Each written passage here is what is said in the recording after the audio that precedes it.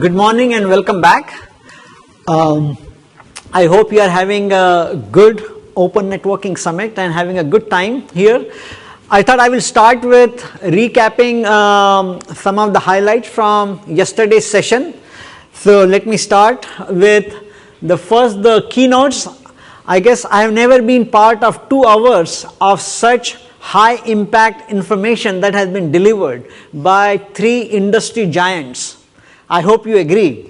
On one hand, AT&T, one of the largest service providers, wanting to transform their central offices with commodity hardware, white boxes, open source, and so on. So that is a big deal. AT&T operates something like 4,700 central offices. Majority of their capex and opex goes into central offices, and them wanting to transform those central offices and already on the way to do that is definitely a big deal, and it will have a huge impact in how service providers and carriers build their networks, not only AT&T but other service providers as well.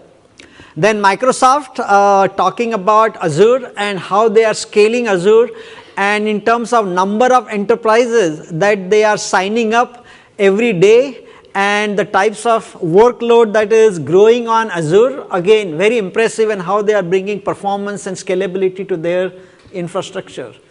And as always, Google was the one that kind of took the limelight, at least if you look at the press. They took the limelight in terms of what Amin presented yesterday, kind of sharing internals of Google data center, first time in a open setting, and then being able to demonstrate how Google is building their data centers with something like 1.3 petabits per second capacity with merchant silicon, their own boxes, software, and as Amin said, that they are essentially discarding all the protocols and they are implementing all the network control using software, and they are building that whole control system like a distributed system rather than a bunch of protocols that we are so used to. Also, Amin claiming that how networking is the central piece in order to make the computing and their whole computing infrastructure more efficient and usable. So how the networking is playing such an important role in their infrastructure. So again, I think I have not been part of 2 hours where so much impactful information is delivered. I think at least for me it will take days and weeks to internalize and understand what it means for not only the work I do, but what it means for the industry as a whole. And I hope you enjoyed and found it as stimulating and exciting as I did. Then there was a section about this open source approaches to be used by service provider, and there we heard some very good talks. Again, Tom Anchut from AT&T talked about central office and how they are planning to build it using white boxes and open source, but also Kelly from Brocade. I think that was one of the best presentations I have heard about how to think about business models with open source, and how to think about investment, what the revenue ramp should look like, how to think about community, and how to build a business around open source. Ayush from Huawei, again as one of the big incumbents, embracing open innovation and open source, him talking about on one hand why it is important, on the other hand all the challenges as an incumbent they face if they adopt open source, and how they have to bring customer advocacy and how to make sure they can deliver customer SLAs, though they are building their products and solutions using white boxes and open source. Again, very insightful and stimulating talk. And as always, Jen Rexford gave an excellent talk about SDN exchanges and what the potential is, and again that's a very interesting area where I hope more research will happen and some of those SDN exchanges will get deployed sooner rather than later. Okay. Yesterday, as I mentioned, we launched ACM symposium on SDN research.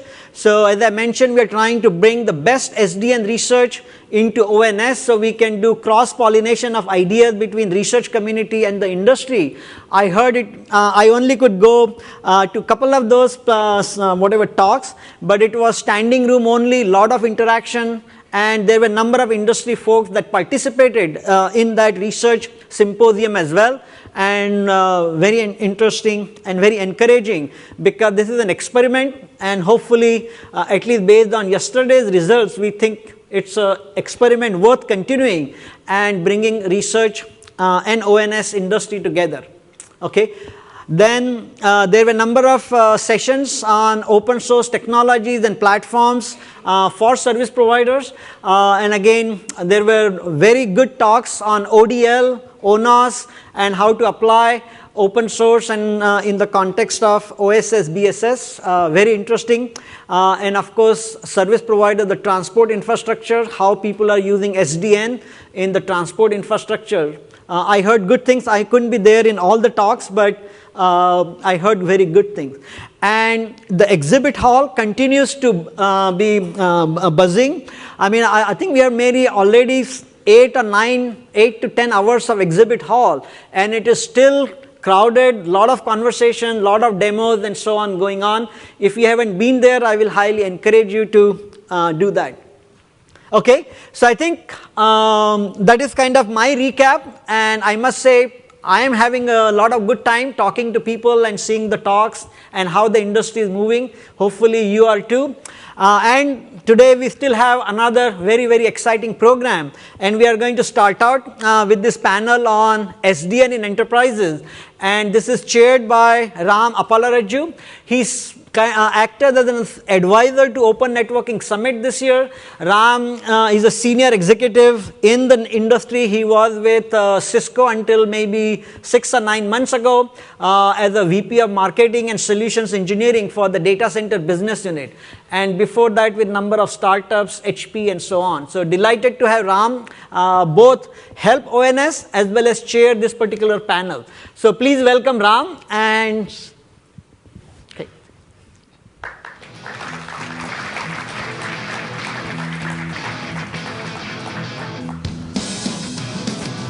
thank you, Guru. Awesome. Good morning. So, as Guru introduced me, I'm serving as an advisor to ONS. It's truly my privilege to be part of this team. It's privilege to work with Guru and the team, Sedef and VB. You look at the show like this, and you would think, like, how many people does it take to put this show? You can count it in one hand, and you don't need all fingers. But this is extreme amount of hard work by these great people. Thank you for the opportunity, Guru. I think I thoroughly enjoyed it, first of all.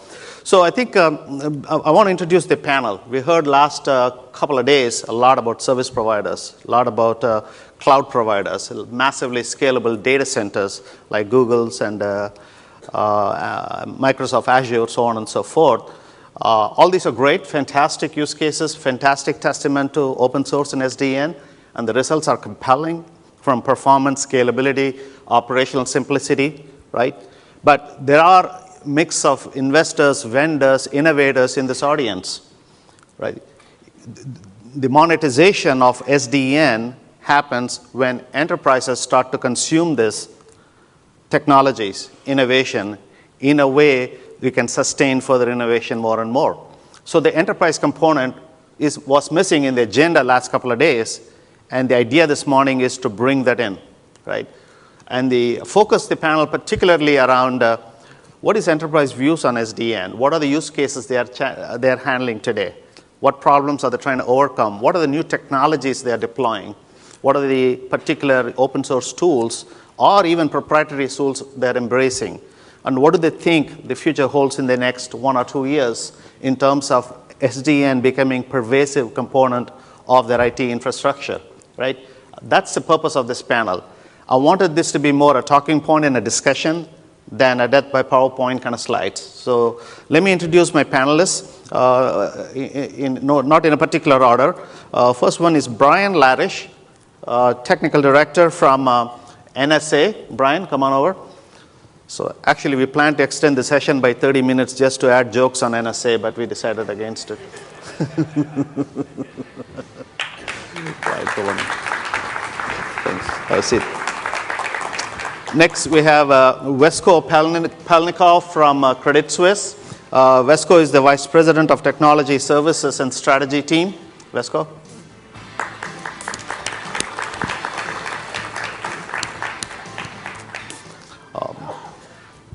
Come on over, sir. Bless you. Have a seat. Colin Constable from Deutsche Bank Labs. Colin, come on over. So he's a co-founder of the Deutsche Bank Labs. This is a newly formed organization right here in Silicon Valley, along with the other centers in Berlin and London. Until last night, this whole organization was in stealth mode, and it's a privilege to have an opportunity to have Colin bring this Deutsche Labs into Silicon Valley. Last but not the least, Richard Kaufman, VP of Infrastructure Group at Samsung. Richard and I go way back. We don't even know when that was. Let's call it its pre-Apple days.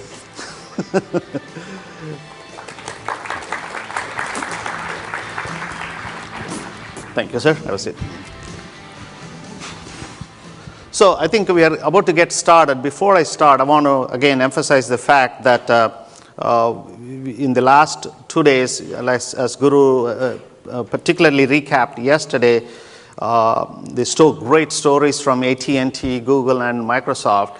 And I have had a lot of discussions with many of you, both on the exhibit floor and otherwise. So the common theme is, does those problems typify the enterprise as well? How is enterprise different, right? I think we'll have some discussion around that and what are the key challenges these guys are tackling, right?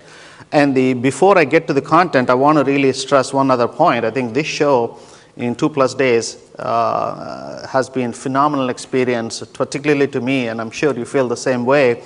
We have nearly 1,300 people in attendance this year, very solid. Right? All of us did the right thing, taking time off. Whole bunch of guys out there put weddings, graduations, and vacations at a higher priority than ONS. I don't know what they were thinking, but that's what it is. But next year, we're moving the show to March so that all the winter birds from East will have another excuse to fly west. So we'll have a good time. And certainly, this is the largest SDN show of the year across the globe.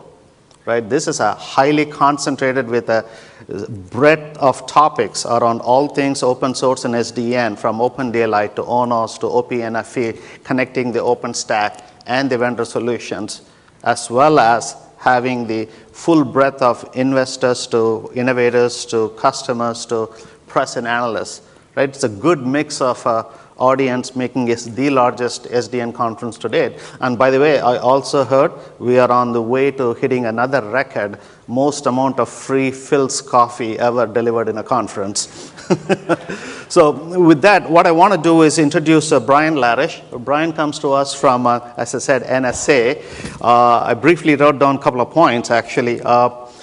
He also worked in the previously in the chief engineer's office in the naval warfare system, where he was responsible for planning, architecting, managing the communication IT systems for U.S. Navy. Right? In his current role, he's also responsible for setting the directions for NSA networking strategies. Right? It's a great privilege for me to introduce Brian. And he will kick off the conference.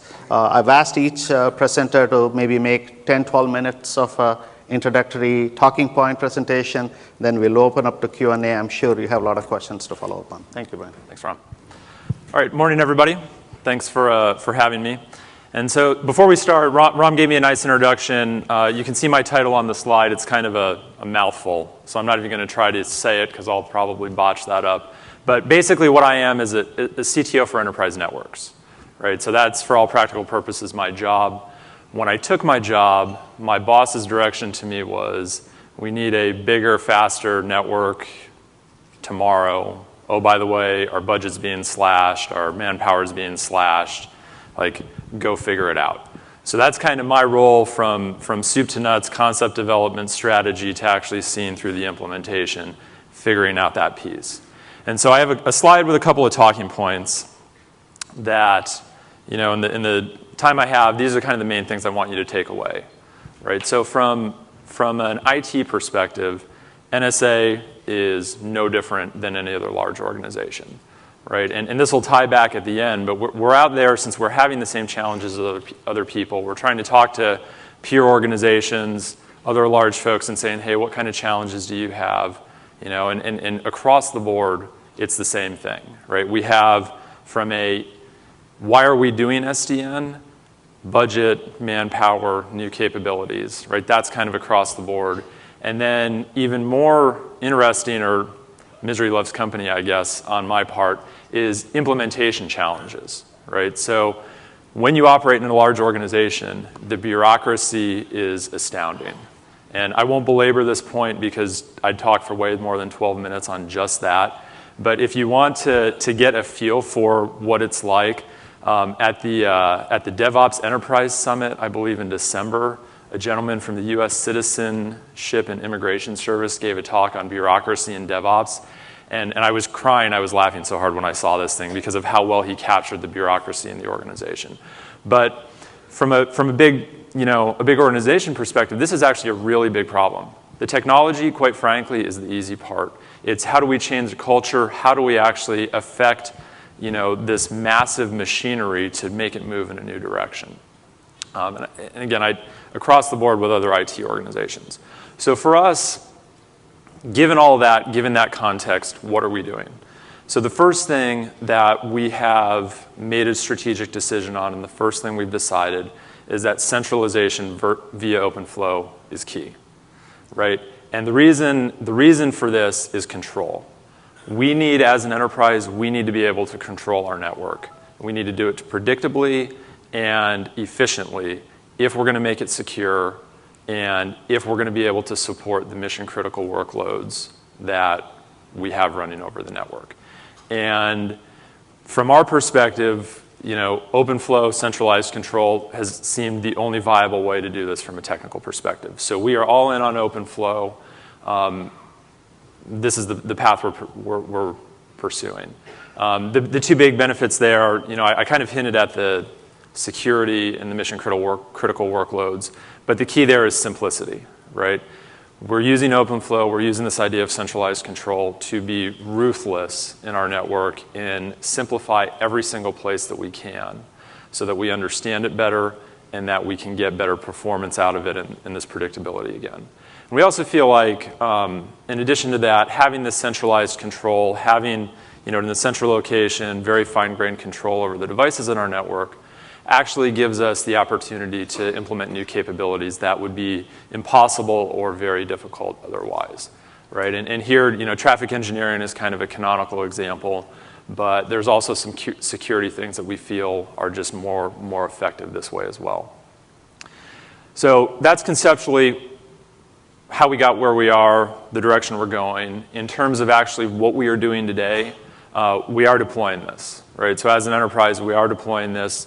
Right now, we're deploying this in our campus and branch offices and our data centers. And I'll talk a little bit about that to give you a feel for what we're doing. So in the campus environment, we've actually had the technology developed and ready since about this time last year, and it's been deployed in a small area on our operational network.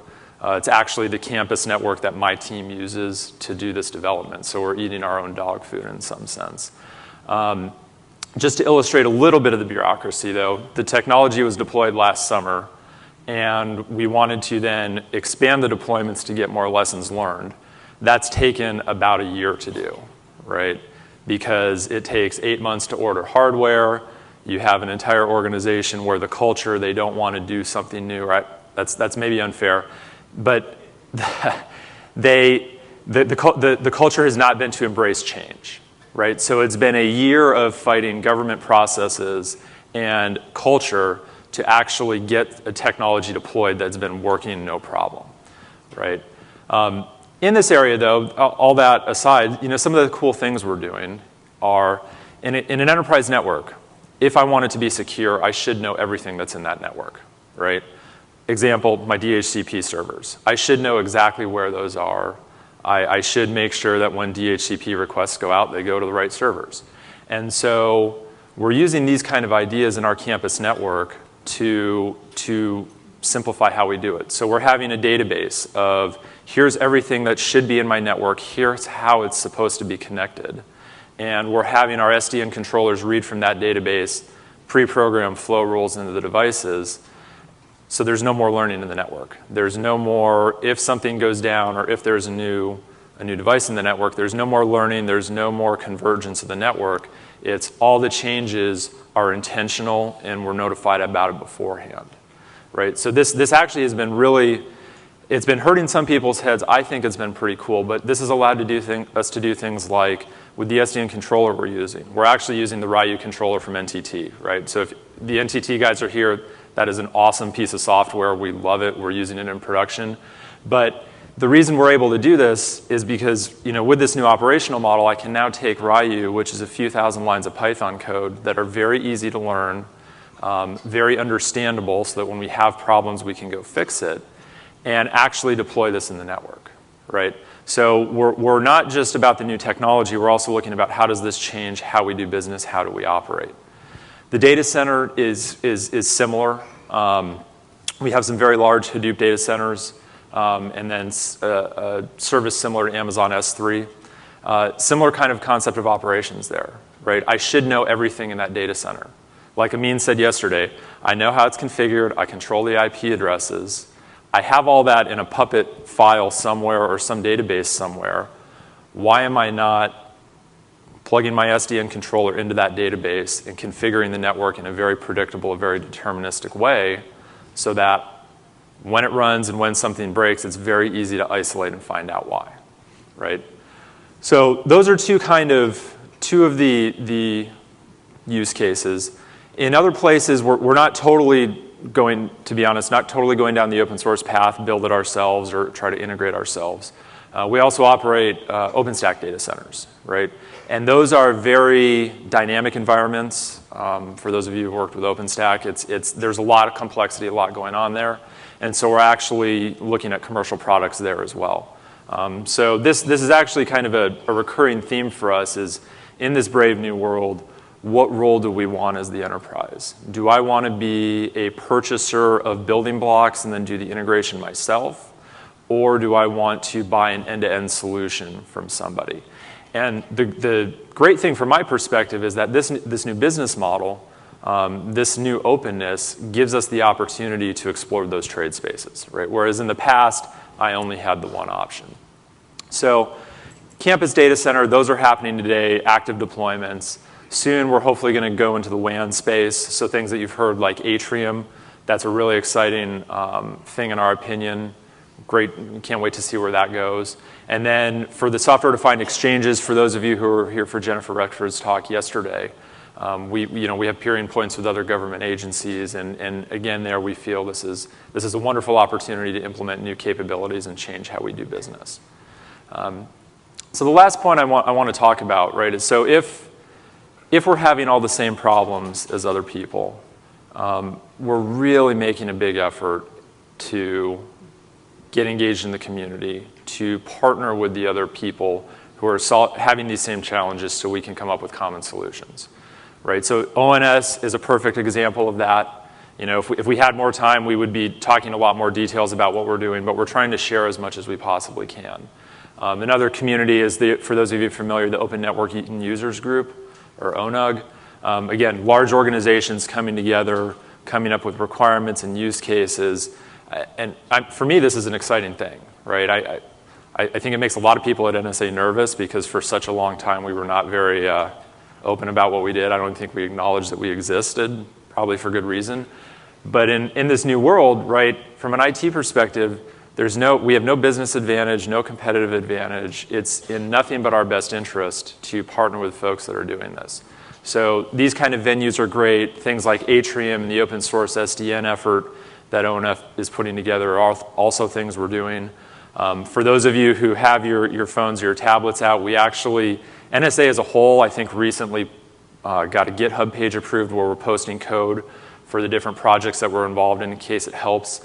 Our SDN team, actually, I was shocked that we got this approved, but we have a GitHub page where code will be on soon. For those of you who want to look, I think it's called the Open Networking Operations Platform.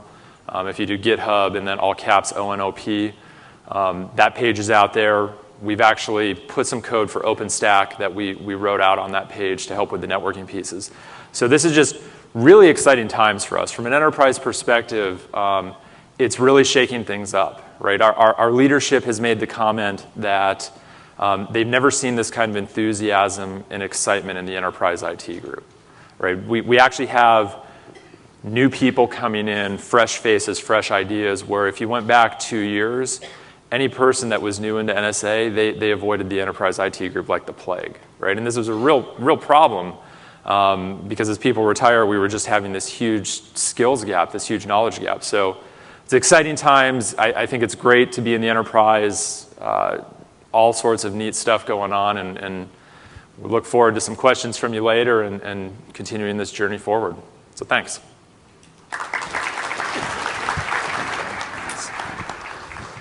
That was great. Thanks, Brian. Certainly next year, hopefully, Brian will have a whole 12 months lead time to get the legal approval for getting the more in-depth slides to present at this forum. 13 months, okay. That was great. So the next speaker I want to introduce is Vesko Pelnikov from Credit Suisse. He's also, like Brian said, a board member at ONAG. And he's responsible for essentially early adoption technologies and really bringing in evaluation on the open networking and the SDN tools and technologies into the bank. He also serves as an advisor to the technology committee of the investment banking side. So clearly, this is the right forum for us to hear what his needs are, what is exactly his experience have been, and hopefully we'll learn a lot more. Vesko? Pleasure. Thank you for having me. A couple of disclaimers before we start. First, the title slide is Ram's idea, not mine. And second, what you'd hear are some of the challenges I've been struggling with, some of the things we've been thinking through. It's not an official Credit Suisse position on SDN or anything like that. So as we start, what's SDN for us? There's plenty of definitions. Everyone talks about it. At the end of the day, for most enterprises, it's about choice and it's about opening up the industry. We need to be able to choose hardware and we need to be able to choose software. Ever since the financial crisis, there has been a constant pressure to dramatically increase efficiency, reduce cost, and so on. And coincidentally, it's not just related to financial reasons, but also from all the innovations coming out of the web scales and the cloud industry. Every one of our board members, senior management, looks at it and says, Facebook runs the whole network with 10 people. Why can't you guys? Why should we be different? Well, the main difference is that unlike them, where applications are fairly recently built, a small number, huge applications, we have between 5,000 and 6,000 applications. So it's the challenge of dealing with all the legacy. And introducing change into the legacy environment while still maintaining stability. At the end of the day, we're not part of the business. We don't even develop functionality directly for the business. We have a huge population of developers which develop all the business applications, and infrastructure is a supporting function. So the main mandate is just be good to the developers. And as we grow, as bureaucracy grows, we have similar challenges to what Brian was talking about. How can we still continue to be efficient and deliver what developers need? In a large enterprise organization, change is the enemy. So at the end of the day, the network doesn't deliver value directly to developers, right? There are very few developers who want to have anything to do with it. It's mostly the low latency, high frequency trading space, some market data systems. The network is a supporting function for the higher layers that developers directly interact with, meaning that the network transformation for us has to be driven by a wider cloud transformation. I don't need to have a network strategy if I don't have a cloud strategy first, for example. And so when you see even the cloud providers, the web scales, yesterday talking about their networks, they always start with the Azure cloud, the Google clouds. This is what we run. And this is the network that supports that cloud. So the main question becomes, how do we build networks for the new clouds? And how do we integrate those with the traditional enterprise networks? How do we manage those efficiently?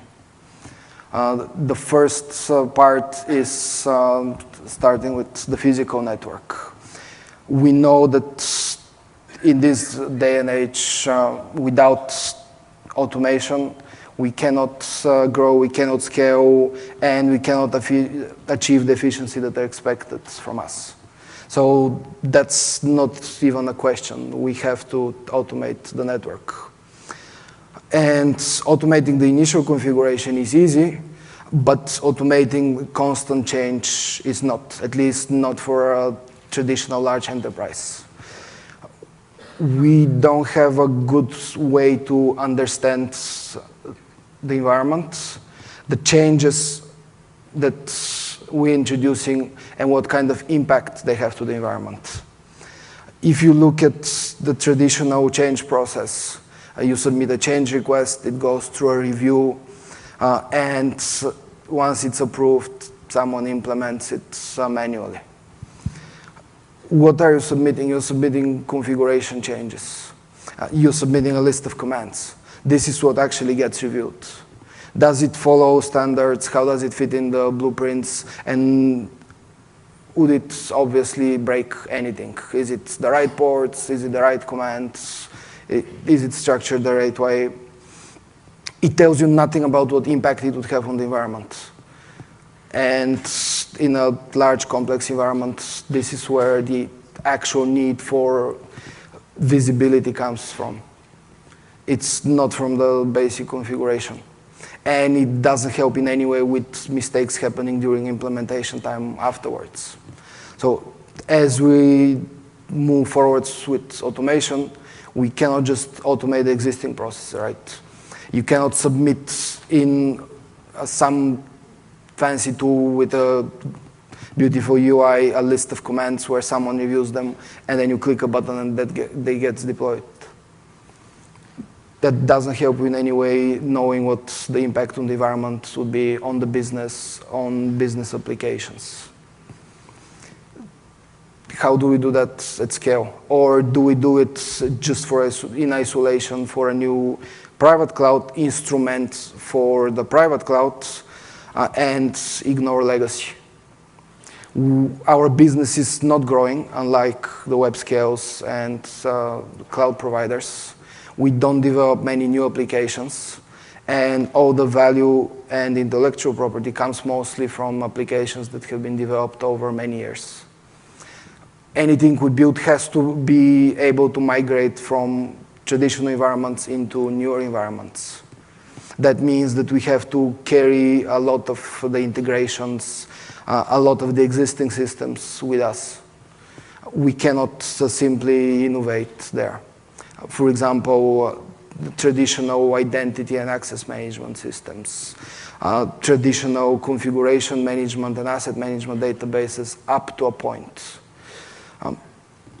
Traditional DNS, DHCP management up to a point. We cannot build a new system completely in isolation. Even if you have a different way to manage host names, IP addresses within the cloud, that still has to integrate with the traditional enterprise systems. We have no good cookie-cutter answers.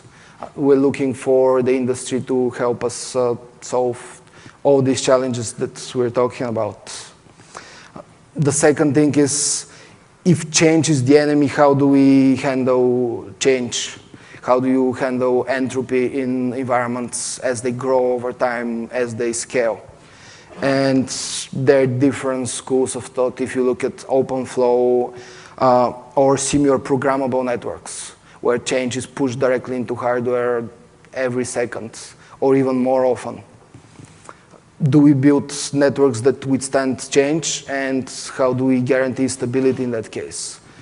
for the business, that we can predict what the result of that change would be and that they would have no impact as the environment grows more complex. Or on the other hand, do we build a physical network that changes almost never? Standard layer 3 network, BGP to the top of rack, and anything you want to do, you do on the virtual layer on top of it. This is where all the changes happen. You hear from the guys from Microsoft, Google, Facebook. Changes in software are faster to deploy, easier to roll back, to version, to control. Is that the right model for enterprises as well? We don't have network software developers. We don't have the same engineering talents or resources that they do. And we have little reason to maintain it over time either, because that's just additional cost to the business. We need support from the industry for that. The next set is, once we settle on the physical network, how do we build the virtual layer on top? Today we're building private clouds, but we already know that there's not even a question we have to go to public clouds pretty soon. We are a heavily regulated industry. We need to have those discussions with our regulators. We need to build the governance around it. But at the end of the day, there's just no choice. As clouds grow and achieve bigger and bigger economies of scale, do we want to try to compete with them on efficiency? And even if we do, how long can we compete? Clouds have been dropping prices on average 50% year over year. For the moment, we have the advantage of having already built out data centers that can host all our existing applications. We have room to grow, so even moving to a public cloud, we would still have to carry the cost of all of that infrastructure. That's one of the intermediate steps that doesn't make going to public cloud immediately obvious, but there's still very good use cases for us. Anything we build in private cloud, that means that has to be extensible to public cloud. How do you build tools, networks, security within your private cloud today that extends into the public cloud? I don't want to have to build another cloud next year because we're going to public cloud, and another one the year afterwards because we're going to a cloud based on Docker containers, for example. That means that we have to figure out a way to build extensible, evolvable networks. That's not something that we have done previously. And it's not something that you can just buy off the shelf. There's no product off the shelf that can help you migrate through different kinds of environments, different types of clouds, serving different use cases. That means we really have to dig into the basic framework of developing changeable, evolvable infrastructure. It's new to us, it's new to the industry, and it doesn't fit within our traditional skills. We need a whole new set of skills, new set of thinking, and we need leadership from the industry to do that. Next set of challenges is around policy management. We're building mainly data center private clouds today, and there's a lot of happening on the WAN, SDN for WAN. It's an easier use case to implement. There's direct business benefit because you're reducing costs for bandwidth, but on the other hand, you're building islands of policy. How do I marry my WAN policy with my data center policy with policies for public clouds? How do I orchestrate those policies, federate them across different controllers, different managers, managers of managers, and so on? It's not one coherent network as Google were describing yesterday. And are those even the same policies? Do you have a single policy that extends throughout your whole network? Are they different policies? How do they marry to each other? All of that, we don't know how to solve at the moment. And then the last part is, I think I skipped a slide. It's the support from the community that we're looking for. We've been trying to collaborate as much as possible with the industry, similar to what Brian was talking about. We do have some challenges there as well. For example, because most of our intellectual property in the business applications comes from code we've developed. We cannot contribute code back to open source and to the community. Just because of the size and the bureaucracy, we have no way to guarantee that there will be nothing confidential there. So the easier thing to do is just don't contribute. On the infrastructure side, that's not really business critical, but it's easier just to have a blanket policy for everybody than to look at each individual case.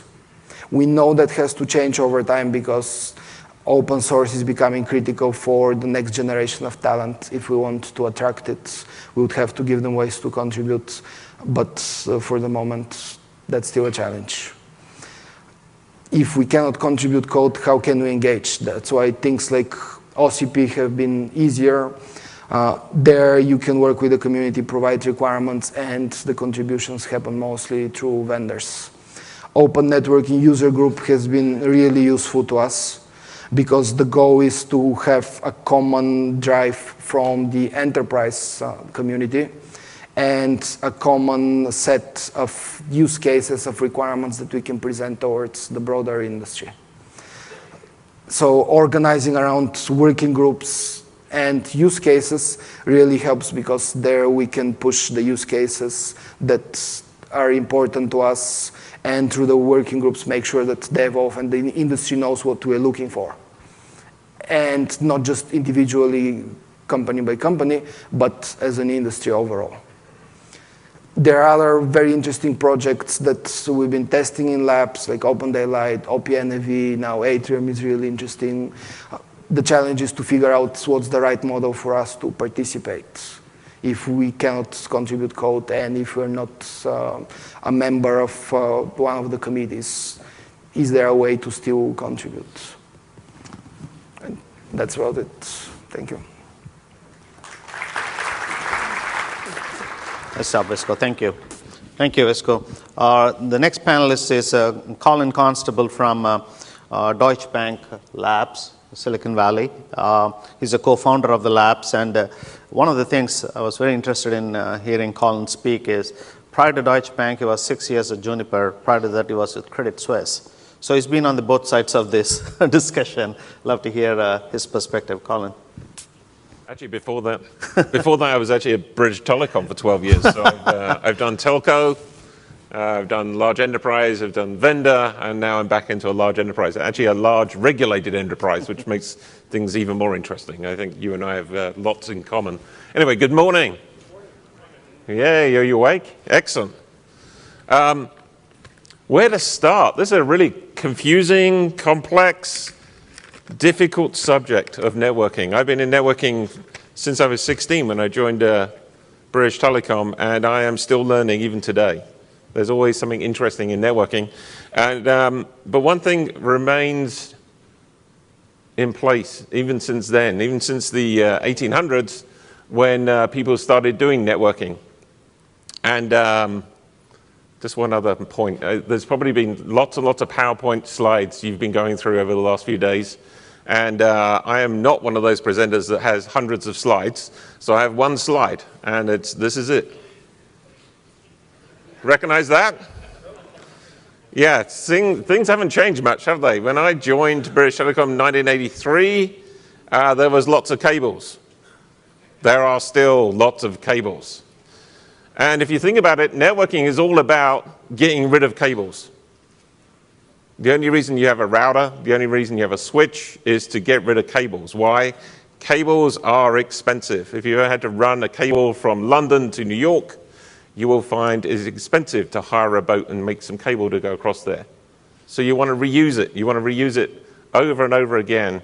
And SDN, I just think, is another extension of reusing cables. In effect, you're just virtualizing cables. And the more cables you can virtualize, the more value it has. I work for a bank. There's only two things you need to do in a bank: save money or make money. And in networking, really, the way you save money is having less cables. That's it. So what I'm looking for is use cases that save me having cables. Whether that means somebody else is having cables, whether it's me having less cables. So really, for me anyway, SDN is a way of virtualizing cables. And maybe that's a new way of thinking about SDN, but that's my way of thinking about it. So I want to start with the software-defined bit. What the hell is software-defined? And I started looking back, and the first time I ever came across software-defined was at the Virginia Tech University. Brilliant university, go visit. Brilliant guys there. They study networks and all the rest of it, but one of the things they really study is SDR, which is software-defined radio. Not software-defined networking, but software-defined radio. And I was trying to figure out what's the use case for software-defined radio. That was the first time I ever heard software-defined. And it turns out the use case is this. Radios are expensive, a bit like cables. So get rid of the radio bit and just have software that does the radio bit. All you then need to do is have an analog to digital converter to get radio waves in, and then you have software to do the radio bit to pull out the radio waves you want to listen to. So instead of having gazillion radios tuned to each station, you have an A to D converter converting it into a big stream of data, and then you tune your software radio to whichever bit of the spectrum you want to look at. That's NFV. That's getting rid of those big clunky things that we have. You know, okay, in the world of radio, it was radios. In our world, it's firewalls, it's load balancers, the list goes on. I've got gazillion boxes in my data centers, and they're all radios. They're really expensive bits of kit that do one job really well, and you have to tune them in. So for me, SDN also is about removing dedicated hardware and moving on to x86 boxes, which is, I guess, what this industry is calling NFV. Interestingly enough, the software-defined radio team have actually moved on. They don't do software-defined anymore. That's sort of an old hat. What they do is cognitive radio. So I guess the next buzzword that's going to come out of this industry is cognitive networks. And I'd like to talk about cognitive cognitive networks a little bit, maybe a little bit later on. Another few observations from the networking world. Wow, this is a weird place. I'll give you how weird it is. On one side of the same bit of equipment, you've got something called a user or a network operator typing into a command line. We all do that, right? I do. Who doesn't do that? A few people, I guess. We all type into command lines, right? That's how you control your network at the moment. It'd be nice if you didn't, but at the end of the day, we all trust the CLI. If you ever want to get a CLI bit of code changed, you have to raise a change control, and then you have to get it signed off, and then it's got wrong. And I've counted these, actually, in my previous company, Credit Suisse. It may go back 100 times before it gets agreed. So you may be taking 2 weeks, you have to get downtime, you have to do all sorts of horrible things. On the same bit of kit, it's making those decisions for you. So a link goes down, magic happens, and it fixes the network. No change control, no nothing. I would like to challenge the industry. Less features, more autonomy. That's what network should be. We should be into a stage where really the network is a solid foundation that never goes wrong. It's never the network. About 80% of my problems running a network, I used to run some pretty big networks, 80% of them were because of fat fingers. So why have operators? When I came to the US, which was back in 2008 when I joined Juniper, I learned a little lesson. This was a lesson. So we went, none of my appliances worked because they're all 240 volts, and over here in the US it's 120. So I couldn't bring anything over. I went into Best Buy to buy a washing machine. The one I went for had every single knob there was. Look for those functions. Yeah, all the rest of it. And my wife said, no, I just want one button. I'm like, what's the one button you want? She goes, clean clothes. And it was at that point I thought, damn, I've been doing this wrong all my life. I'm a network guy. I want to have all the buttons to control. At the end of the day, you just want a washing machine that cleans clothes. It detects what clothes are in there, what powder needs to go in there. Is this colored? Geez, what's that red thing doing in there? Stop the machine. Get that red thing out of there before it colors everything pink. Wouldn't that be nice in networking? I've been asking for the wrong thing. We've been asking for the wrong thing. Never ask Juniper, Cisco, Brocade for more functions. Ask them for more autonomy. Never ask them for more functions. I'm never going to ask them for functions anymore. I've learned my lesson. But that's really what SDN promises, a promise from going from lots and lots of command lines and lots of functions to more autonomy. We want a lot more of that network, really clever, distributed algorithm stuff to solve our problems, and a lot less, let's have more features. But of course, we all want more features. We've got to get out of that. And the consumers have got to change. I have this theory for products. Products there's 4 levels of all products. It doesn't matter really what product it is. So let's take cell phones for starters. First product level is functionality. It's functional. First ever cell phone. It was functional, right? It was functional. It was big. But it did make a telephone call. That's pure functionality. Next level up is simple. And I think the people that cracked that actually made a huge amount of money. The company's name was Nokia. They came along with something called Symbian, which made a cell phone which was really difficult. I had a StarTAC. It was about this big. The manual was about this big. It was huge. And it was really difficult to understand. Even with the manual, it was difficult to understand. But as soon as I moved to Symbian, they made that experience simple. And it's a powerful concept. They made lots and lots of money out of having something that was really simple. The next step up from simple, when everybody's done simple, is fun. It's just fun. And I think that's what Apple did in the cell phone world. They moved from simple to fun.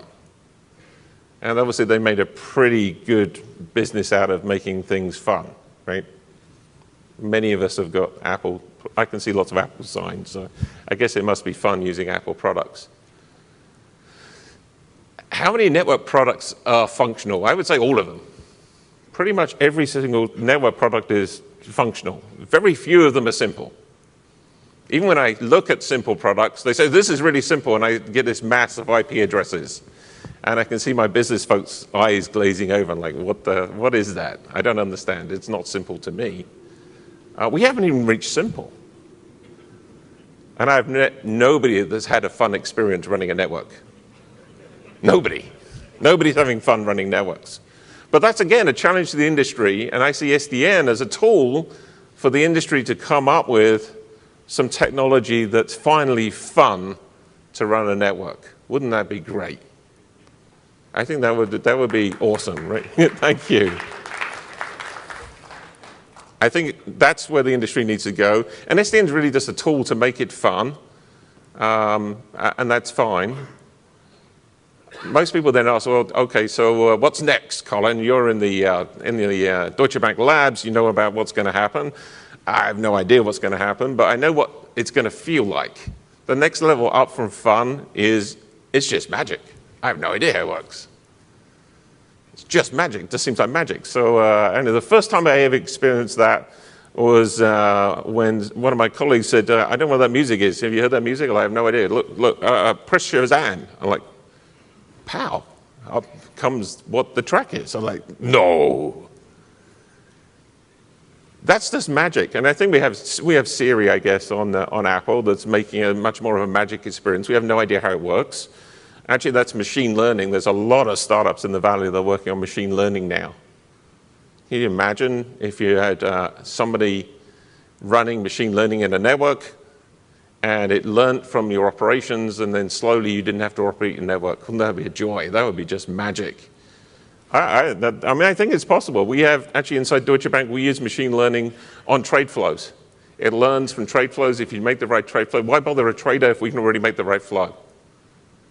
We can already do that. So I'm pretty sure that that's going to happen. It's going to happen in networking. We have to make it happen. SDN is just a way of getting there. So that's what I'm going to leave you with. I'm going to leave you with this thought, though. So what happens after fun? What happens after magic? Well, magic is this weird thing. Have you ever been to a Penn and Teller show? Looks great. And they think, wow, that's amazing. Then they show you how it happens, and you're like, wow, that's sort of dull. That's exactly what brings you back round again. So you imagine the first cell phone. I remember the first cell phone. I'm old enough to remember that. It was magic. Now it's just functionality again. So that's how you circle that. So it's not as if once we get to magic, it's over. It just means we've got to start all over again. Thank you very much.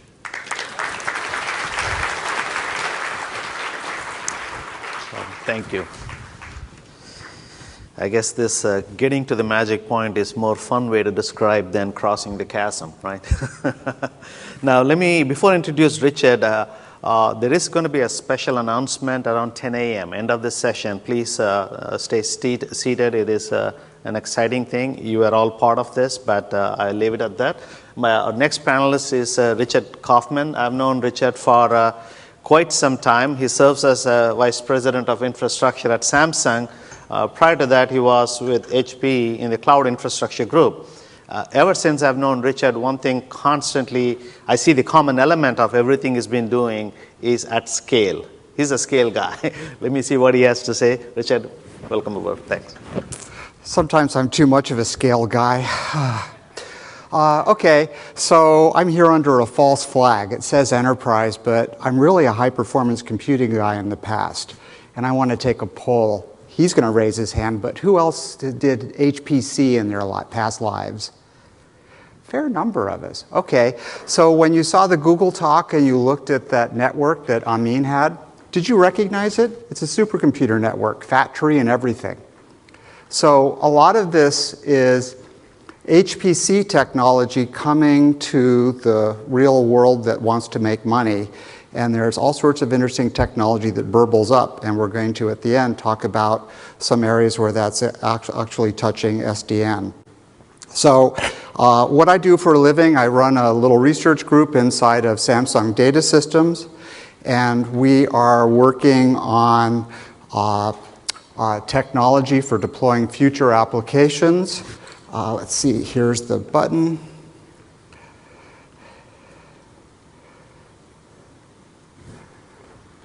So one thing is I have a kind of a Heisenberg rule. I can either be interesting or I can make commitments on behalf of Samsung. So I'm choosing to be interesting today.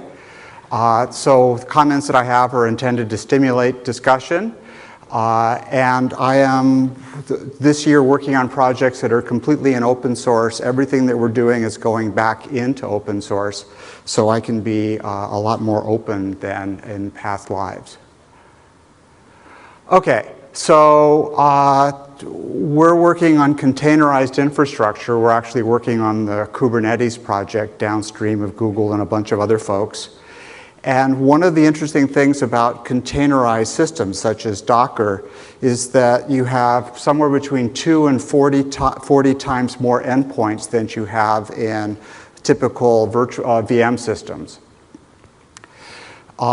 So that's one interesting thing that happens, is that you just have a lot more stuff. The second thing is, and this is with an enterprise hat on, is that the chucklehead customers that we have can look at an Amazon price list or a Google Compute Engine price list and see how inexpensive things are. And that puts a heck of a lot of economic pressure to make our private infrastructure at least within a stone's throw of the public infrastructure costs.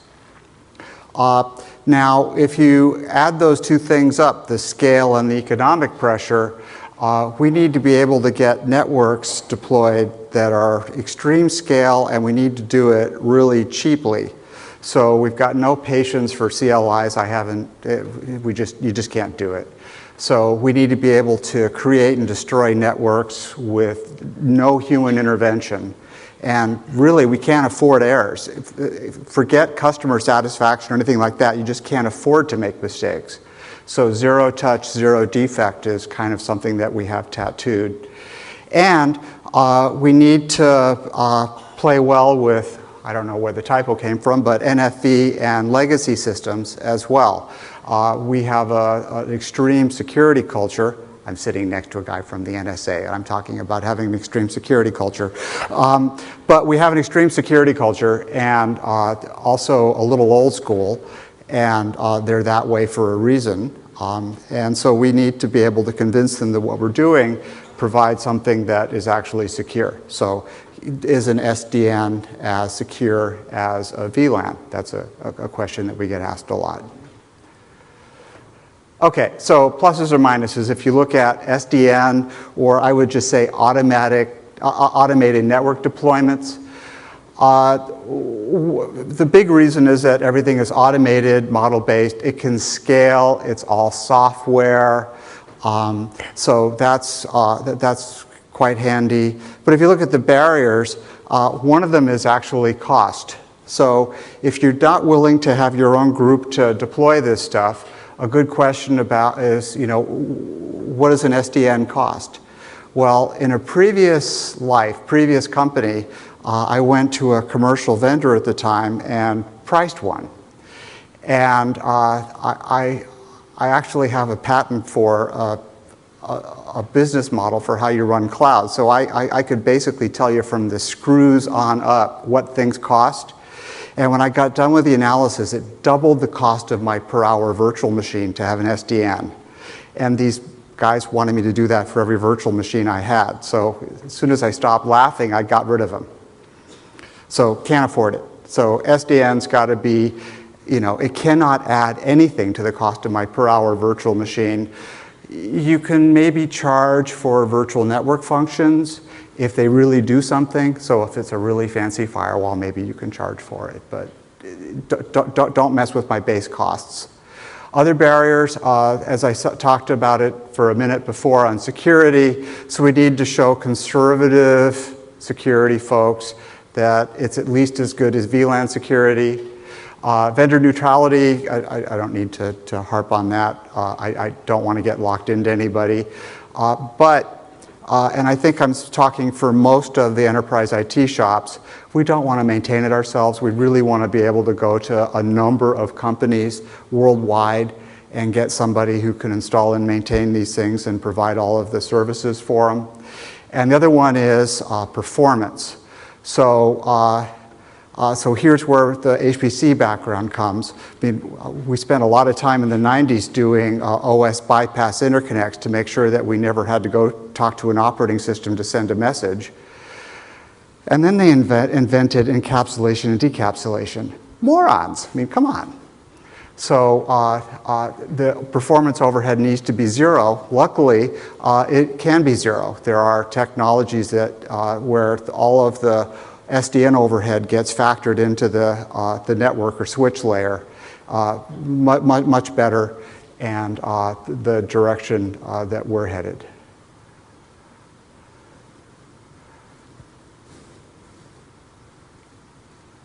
So that's it.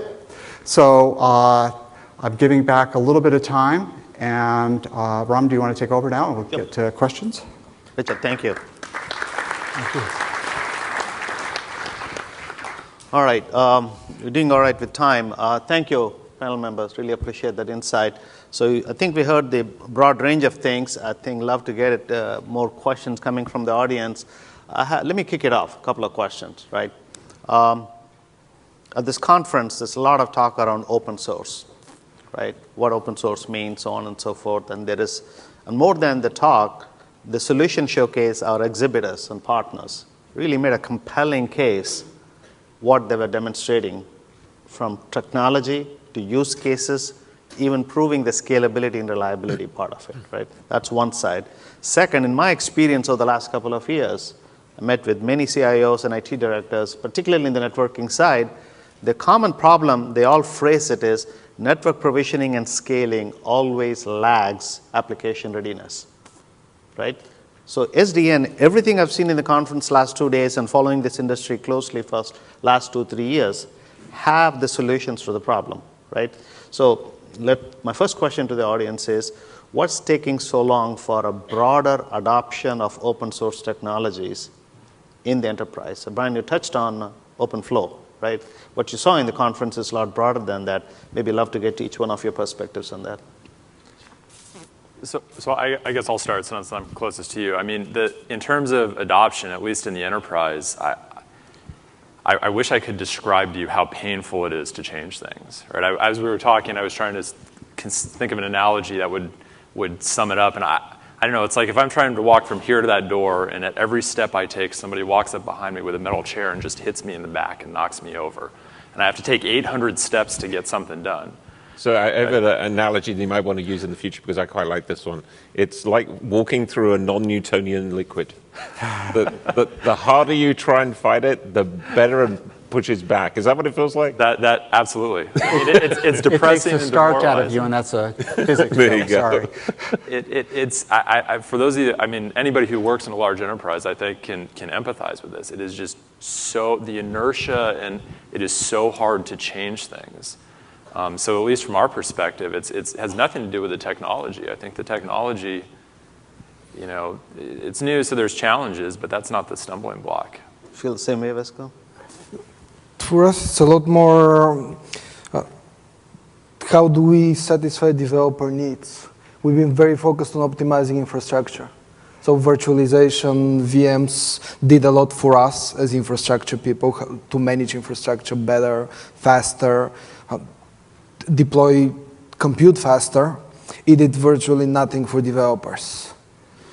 And the technologies today that are developer focused are lagging the private clouds that are more infrastructure focused. OpenStack started as an infrastructure project. Only now they're starting to delve into more developer friendly concepts. The developer focused projects are very far away from infrastructure. It's hard to integrate. So finding the right stack to build, that's one of the major challenges. How do you give something to developers that can actually be implemented in infrastructure and do that automatically, do that at scale? So I actually kind of disagree. So if you look at where the application developers are headed, where the Googles are already, they start a couple billion containers a week, for example. So if you look at what will be running as enterprises a couple years from now, it'll be containerized workloads that will be orchestrating. So you'll have a model description of how your application should work, how it should scale, how it should be repaired, and there will be automatic systems that will take care of your application. They'll also orchestrate the network. So if you look at the suite of technologies that are being developed to manage containers and to orchestrate containers, they all have companion projects for orchestrating networks as well. Yep. So my prediction is in a couple of years, we'll all be talking about how applications and DevOps teams are responsible for networks and applications, both developing them and deploying them. So out in, kind of future land, like, where hot chocolate comes out of the water fountains and unicorns prance the hallways, networks are getting deployed in automated ways. Okay. So I would jump in there a little bit. I think most of us have engaged with Linux. It's an open source project. It's been hugely valuable to the industry. We haven't quite managed in networks because there's tentacles everywhere in networks. And networks is the foundation that everything else is built on, and nobody wants to play with the foundation, right? So that's what it is. Yeah. So the idea behind Deutsche Bank Labs, and I see many other large enterprises doing very similar things, is come to the valley, ring fence yourself off from the main enterprise, bring the right people into that environment, experiment. Yeah. Don't deploy anything. Experiment, share, see what the art of the possible really is. once everyone's seen what the art of the possible is, then it's much easier to drop it into that non-Newtonian liquid, and it will sink and it will become part of the foundation. But there's no way you can do it inside the company. There's no way you can do that. And that's no fault of anybody. I was inside the company. Right. And it's just the way large enterprises work. So let me follow up on that, right? I mean, before we get any questions here, you use Linux as a model, right? Yep. So certainly Red Hat did a lot to promote Linux. Yep. So we have great open source bodies here. You have ONS, you have ODL, you have OPNFV, a lot of guys from OpenStack community, right? Are you inferring it'll be easier for industries if there is a vendor taking the responsibility for these open source tools, yeah, and give you the protection against indemnity or support, 24/7 support and all the stuff? Would that catalyze your adoption at a faster rate? In my opinion, it would help enormously. I've run OpenStack, and it runs okay for a week, and then something goes wrong, and I am not an expert on OpenStack. You find out pretty quickly that you're not an expert on OpenStack when OpenStack goes wrong. And the only way I can fix it is by reinstalling the whole damn thing, which means there's no way it's going into production unless I've got somebody like a Red Hat, unless I've got somebody like Susie to provide that expertise on demand. And this is complicated stuff, so you need that expertise on demand. Perfect. So the one thing, I completely agree, but the one thing I'd like to see is as the vendors get involved, instead of taking that open source project and adding some proprietary stuff that makes one version go this way and one version go this way, we need to keep all marching to the same vision and goal and architecture. Because otherwise, then it's, We don't want this bifurcation everywhere. No, Yeah. absolutely. Yeah. Now, listen to what everyone is saying. You experiment, right? You mature open source projects and technologies. That takes years. Main changes in our mentality, we expect things to happen now. If you look at Linux, it took years just to be accepted as an enterprise technology, and more years after that to become a mainstream technology. And it's been 5 years, this is the 5 ONS, right? Since we started talking about SDN, and we're already asking, why is your network still traditional? Why isn't everything SDN? Good, good. I think message to the vendors in the audience is, take control of the product, productize it, bring it to market. These guys said they'll buy it. We have a question there. Sanjay from Purdue University. So one of the major differences between enterprise and data center is in data center, you build a new data center, you can roll out the new technology. But in enterprise, there's a lot of legacy stuff, right? So how do you envision migrating enterprises towards SDN? Would there, in terms of hardware, would you sort of upgrade the hardware when there's end of life for all the switches, or do you have a mix of switches, some supporting SDN, some not? And secondly, what about configuration, right? There's a lot of policy embedded in those old routers. How would you take all that and move it to a SDN controller? So I can talk to the first part, I guess, in terms of how do you do this. So luckily, as a large enterprise, we have a huge installed base, and we have things going end of life constantly. So that pretty much decides it for us how we're going to do things. We can't rip and replace whole scale, and we have to replace at lots of places in our network. So what we've decided to do is when we have new hardware refreshes, we're seeing if we can create, call it an SDN island that still interoperates with the rest of the network, but inside of that island, I'm doing SDN. And so if you look at our deployments today, it's campus and data center, which are on the edges of our network. We're not doing much in the WAN yet because it's these islands where we feel like we can do things, get lessons learned, and get some traction on it, and then go for sort of the center where everything will have to be more interoperable and integrated. And what about, there's a lot of policy embedded in these configuration files. What's the process? How do you think of taking all that and putting that in an SDN policy language? I don't know if we have the answer yet, but it would be hard to do worse than we do today. So that's what I'm not sure you want to. The traditional networks work for traditional workloads. There's very little reason to migrate legacy. As Colin was saying, building new infrastructure, new clouds. For new applications, they go. You can make it extensible where legacy applications can move and workloads, but not the infrastructure. Certainly in Deutsche Bank's opinion, it's way, way difficult to do by yourself, so you have to bring partners in to help. And in our case, we want to move much of our stuff to a standard x86-based platform. So everything's on x86. So you've got NFV components, you've got platforms for applications, all on the same platform, which means it's much easier for a provider, in our case HP, outside of Germany and IBM inside Germany to provide that platform for us to innovate on. I just don't want that platform, well, if it goes down, I just don't want to notice, put it that way. Right? So we need to have that separation. I think many of the analysts call it bimodal. So you need a infrastructure that never goes down, or if it does, you never notice it. So it gives the appearance of never going down, and that's your provider's role. Now that could be, maybe it's internal, it's an internal provider, and you have to have this interface that always looks the same, no matter what's going on underneath, that you can put your application platforms on. And then on top of that, you need to provide a interface for the real heavy front-end developers to interface in that never looks as if that platform goes down. So you end up with 3 layers of infrastructure that I think is sustainable. That sort of level of integration is sustainable, and it leaves the network guys to manage the network, the application platform guys to manage the application platform, and developers on the top to actually develop their applications. That, to me, sounds sustainable, but you're still going to have that VMS box in the corner that's going to do VMS.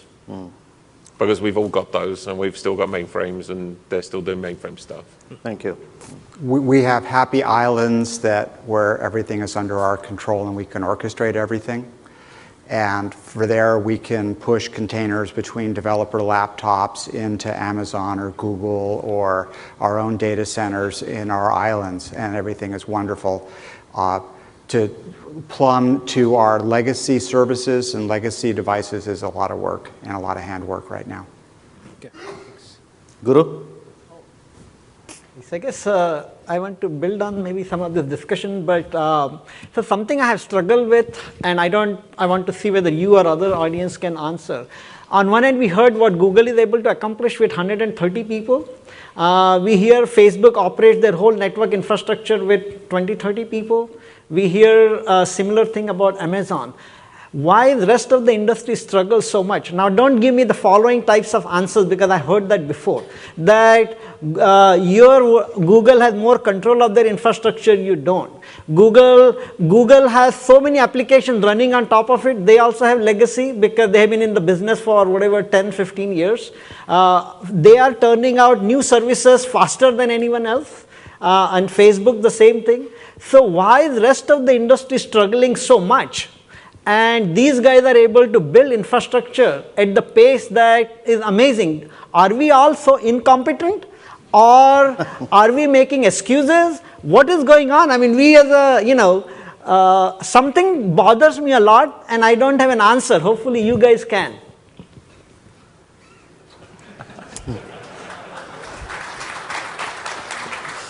One thing I would say is, if you look at the model that they operate at, fail fast, fail forward, iterate quickly, just the nature of our infrastructure, we're not able to iterate quickly.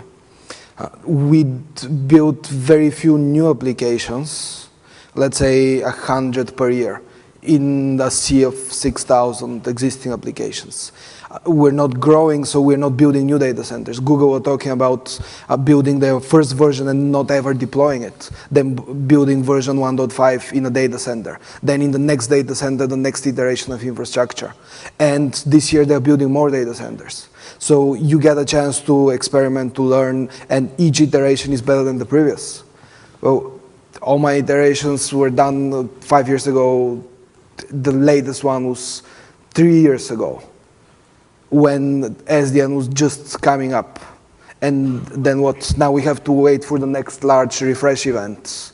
But that refresh event is a refreshing in existing legacy environment, supporting existing legacy applications. So there's only so much you can change. If we build a new greenfield environment, we have to also bring the applications to run in it. And it still has to be cost efficient to the business. That means we cannot just go and start grabbing applications and moving them, because they would have to be rewritten. You can put them in containers, but you have to rewrite the application. They don't easily fit. They're not microservices. They're not built for containers. The traditional 3-tier applications. So I have 2 observations for you, Gura. Number one is it's deeper than technology. It's actually cultural, in that large enterprises tend to be very risk adverse. And when you're risk adverse, you get into analysis paralysis, which means at least 30 PowerPoints for every decision. It's just the way it is, because we're risk adverse. I think Google, Facebook, the others, they are far less risk adverse. Why is that? Well, if your Facebook page doesn't load or it doesn't look right, okay, it hits a press maybe, but who cares? If your bank account's wrong tomorrow morning, I'm pretty sure you're going to be pretty pissed about it.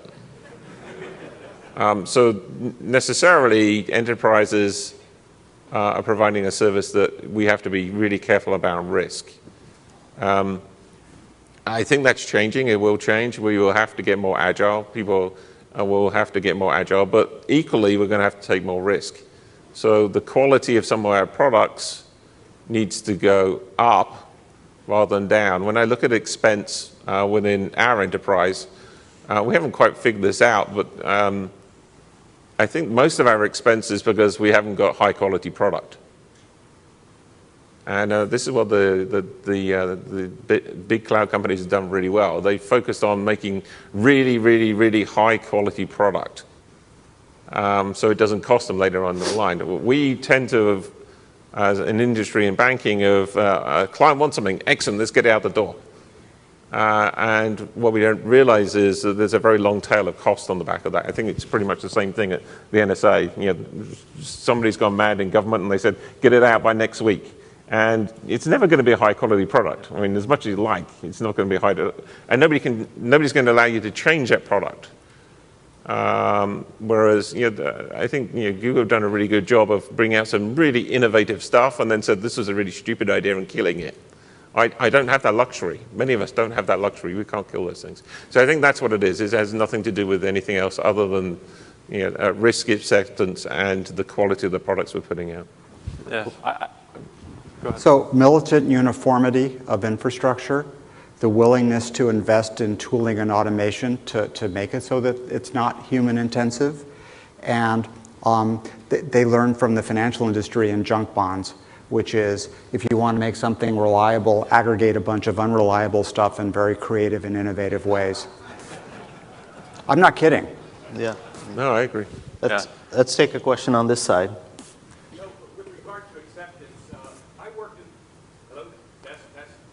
Mike on this side, please.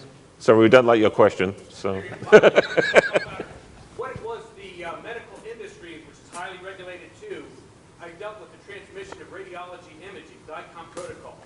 And to speak about a culture, they initially had a 7-layer point-to-point connection. And we said, no, that's not networking. They said, why isn't it? Yep. Well, what they did to move it ahead is they created a reference model. The DICOM community created a reference model done by Mallinckrodt, done by the Computer Science, Networking, and Radiology Department.